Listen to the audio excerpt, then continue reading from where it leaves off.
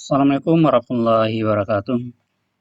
Kali ini saya akan menerangkan praktikum koralogi. Bagaimana melihat zooxanthellae di dalam karang. Peralatan yang dibutuhkan mikroskop, kamera biasa, kemudian bisa kita lihat ada gunting minimal, kemudian ada kacamata, kemudian slide glass, cover glass.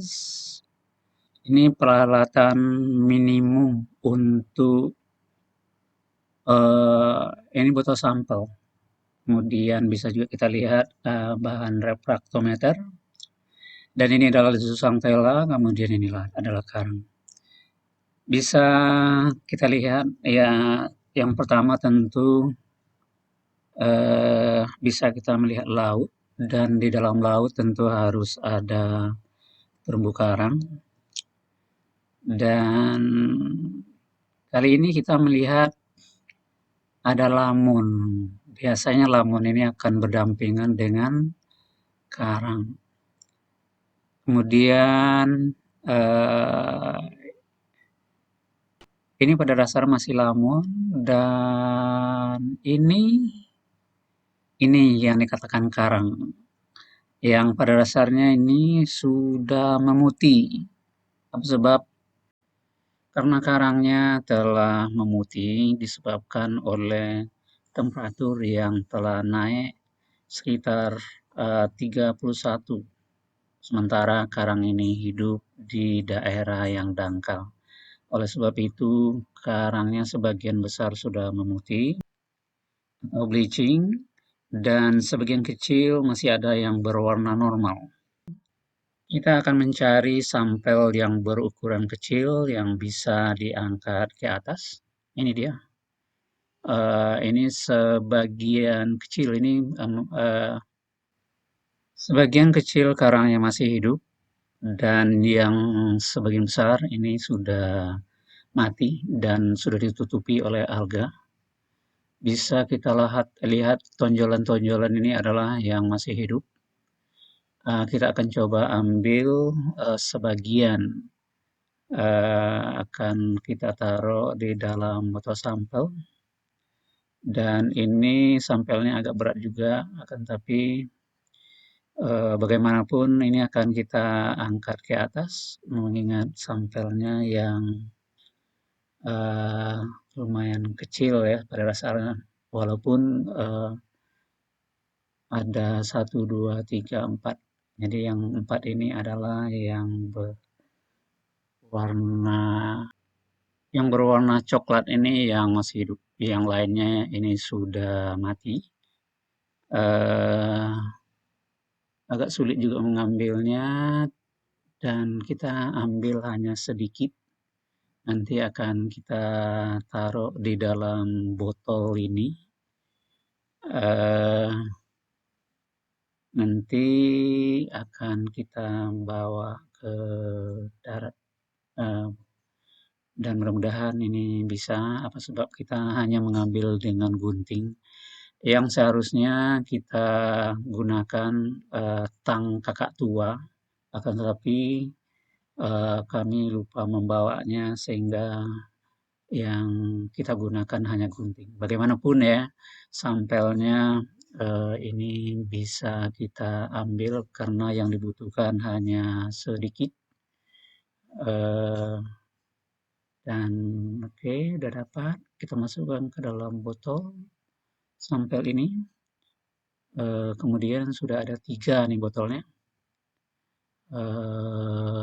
Dan ini akan kita bawa ke darat nantinya. Akan kita periksa zooxanthellanya di laboratorium di dalam sampel ini.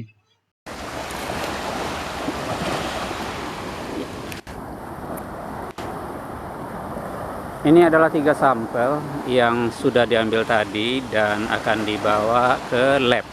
Di lab ini nanti akan dilihat zooxanthella daripada karang. Jadi yang ketiga-tiganya ini, ini laut. Tadi di sampelnya diambil dari sana, di laut ini, kemudian dimasukkan ke dalam ini, kemudian nanti akan dilihat bagaimana uh, jus santella yang ada di jadi diambil 3 pada dasarnya, 1, 2, 3. Ini adalah syarat minimal untuk statistik dalam pengolahan. Ya, terima kasih. Dan sekarang kita bawa ke mobil, akan dibawa ke laboratorium. Terima kasih. Oke, selanjutnya kita menyiapkan mikroskop, kemudian slide glass, sampel. Nah, ini sampelnya. Tadi ada 3 sampelnya, ini yang nomor 1. Coba kita lihat sampelnya. Slide glass dan cover glass ini sudah tersedia, dan ini adalah sampel. Di sebagian sampelnya dimasukkan ke dalam gelas, dan kita hanya mengambil sampelnya dalam jumlah yang kecil. Ini pembagian daripada sampel. Di sini ada gelas, dan ini sampel yang kedua. Yang tadi sampel yang nomor 1. Kita tuangkan airnya ke dalam gelas tadi, kemudian sampelnya kita ambil. Ini dia besarnya. Sampel yang ini hanya sebagian kecil yang kita ambil, hanya berupa goresan. Jadi kita ambil, kita gores dengan slide glass. Kemudian kita taruh di, yang dibuang tadi adalah sisa dari sampel, kemudian ditaruh di slide glass. Ini slide glassnya. Kemudian ditutup dengan cover glass.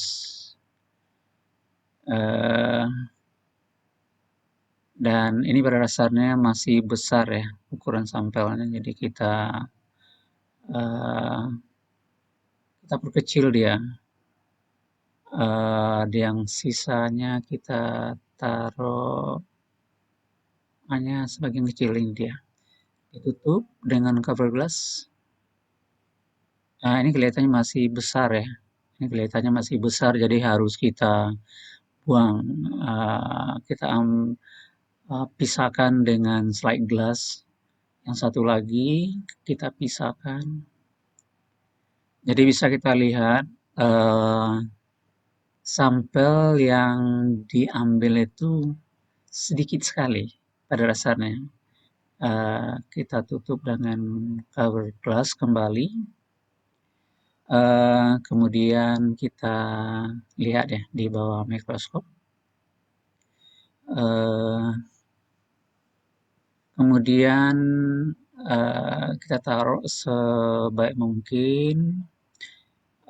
Kemudian kita hidupkan lampu daripada mikroskop ini. Oke. Jadi kita lihat ya pembesaran dulu. Pembesaran yang kita pakai ini yang paling kecil, yaitu pembesarannya itu 4x10. Kemudian diamati kembali, kemudian diatur.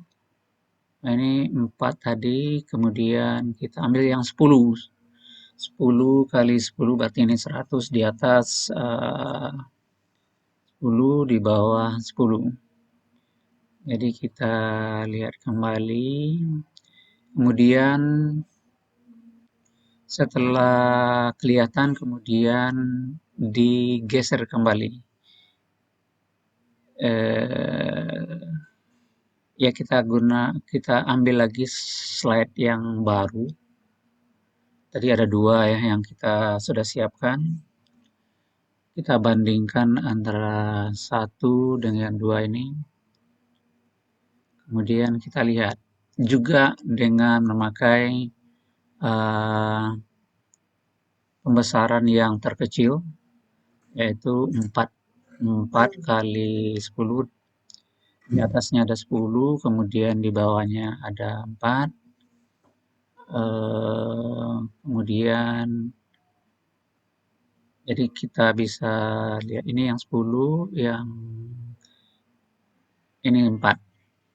Kemudian kita pakai yang 10. Tadi sudah pakai 10.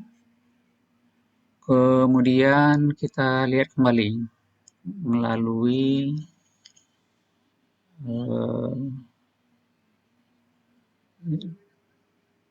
jadi ini sudah menggunakan yang 40. Oke, kita lihat hasilnya. Hasilnya kita lihat melalui kamera pada dasarnya. Jadi bisa kita lihat ya. Jadi kamera yang satu tadi ada mikroskop, kemudian ada kamera. Kamera ini untuk melihat hasilnya.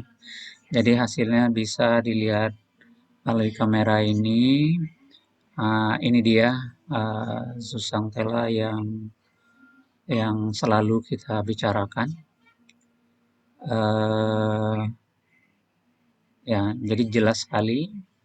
Dan ini pada dasarnya bisa kita lihat melalui kamera. Dan hasil kamera pun bisa juga kita ambil hasilnya. Ya, jadi sama-sama bisa kita lihat dengan pembesaran itu yang ada di kamera. Kamera biasa. Jadi bisa kita lihat ya. Jadi kalau kita geser dari kameranya, ini bisa kita lihat hasilnya. Jadi kita ini melihat dari kaca, kalau dari depan posisi dari kamera seperti itu, jadi ditempelkan pada mikroskop dan hasilnya seperti ini. Jadi seperti ini dia kameranya. Jadi langsung ditempelkan kepada mikroskop ini. Dan ini pada dasarnya harus menggunakan kamera. Ini adalah Canon yang saya pakai. Hasilnya seperti ini. Nah, bisa ini dengan pembesaran yang agak besar sekali. Nah, seperti inilah kira-kira zooxanthella yang ada di dalam karang. Dan apa hubungan zooxanthella dengan karang? Hubungannya bersimbiosis secara mutualisme. Jadi kedua-dua organisme ini, hewan karang pada dasarnya dia adalah hewan. Sementara zooxanthella ini adalah dari kelompok tumbuhan. Jadi dua kelompok hewan dan tumbuhan ini dia bersimbiosis secara mutualisme. Kemudian hubungan yang sangat vital di antara hewan karang pada dasarnya termasuk kelompok yang sangat membutuhkan daripada zooxanthella. Apa sebab?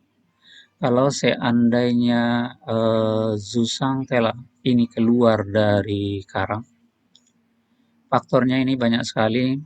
Apakah itu berhubungan dengan temperatur, Umpamanya apakah itu temperaturnya tinggi, umpamanya kemarin kita lihat sudah mencapai 31 derajat Celcius, atau juga bisa seandainya temperaturnya rendah, jadi lebih rendah dari normal. Dalam posisi ini juga susang tela akan keluar daripada terumbu karang.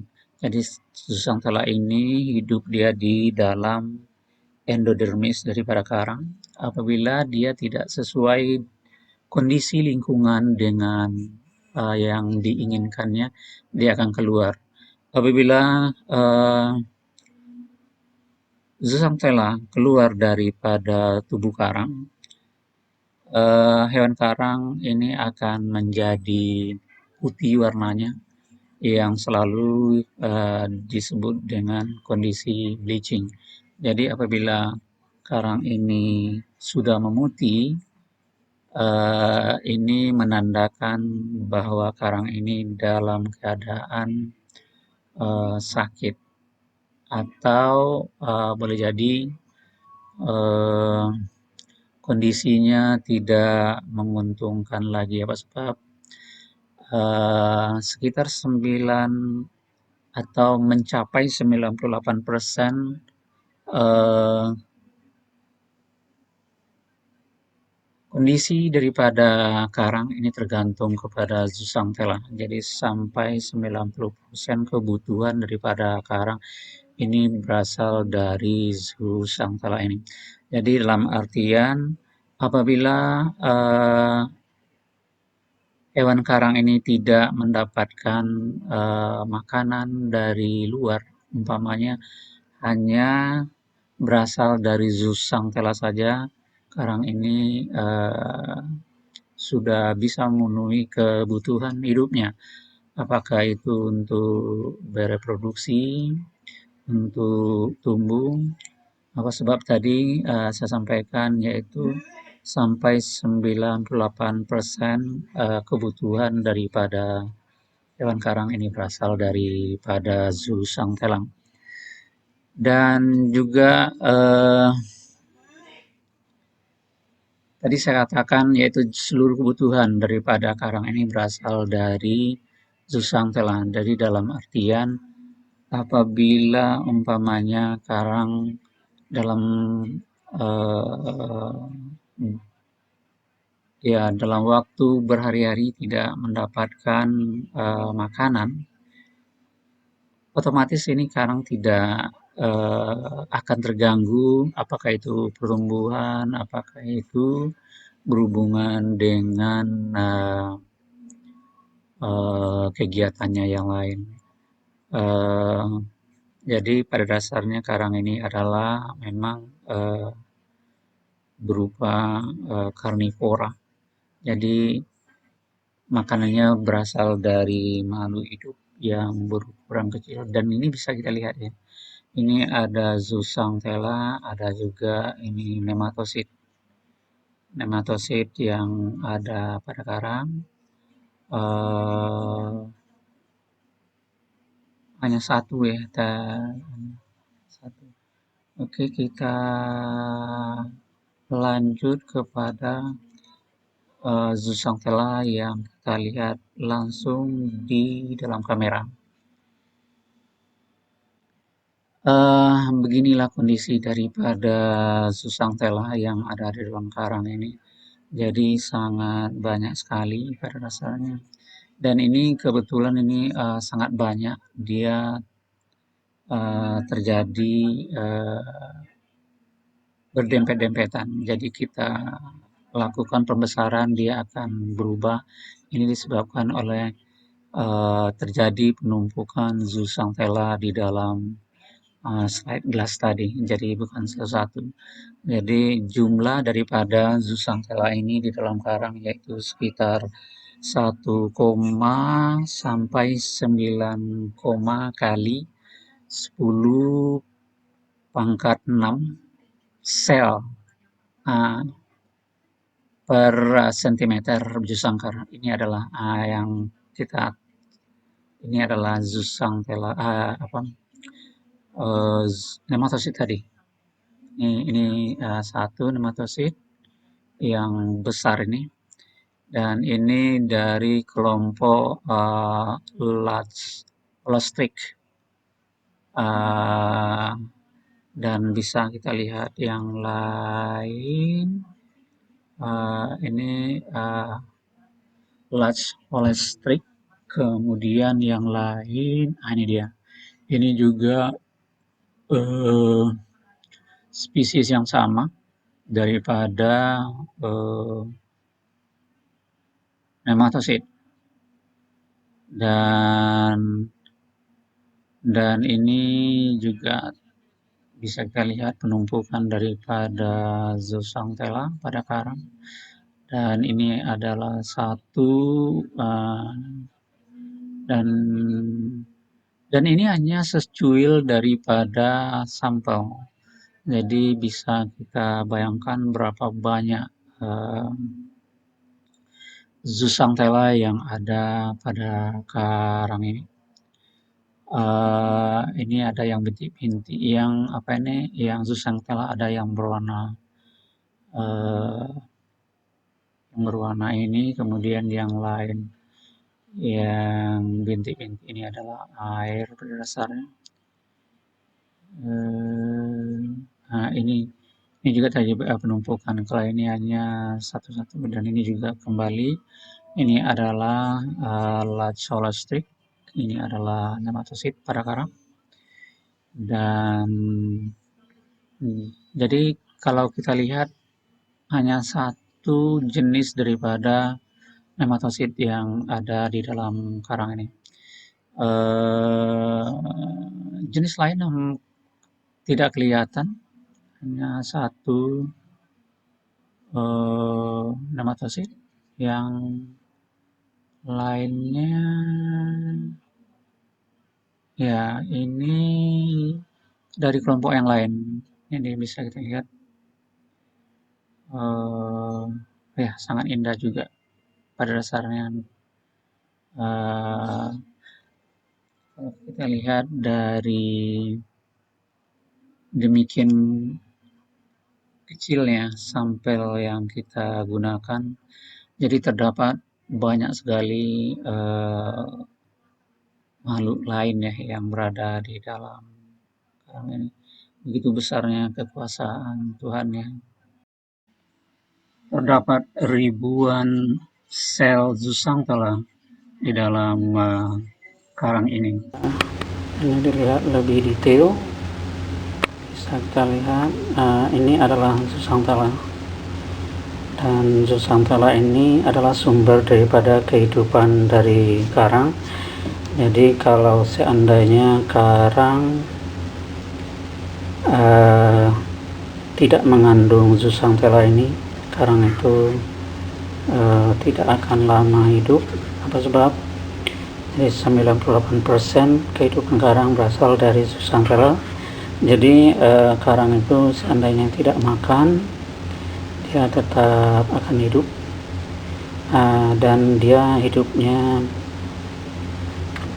juga ya lebih berperanan Zooxanthellae ini dari makanan yang diambilnya dari dalam air.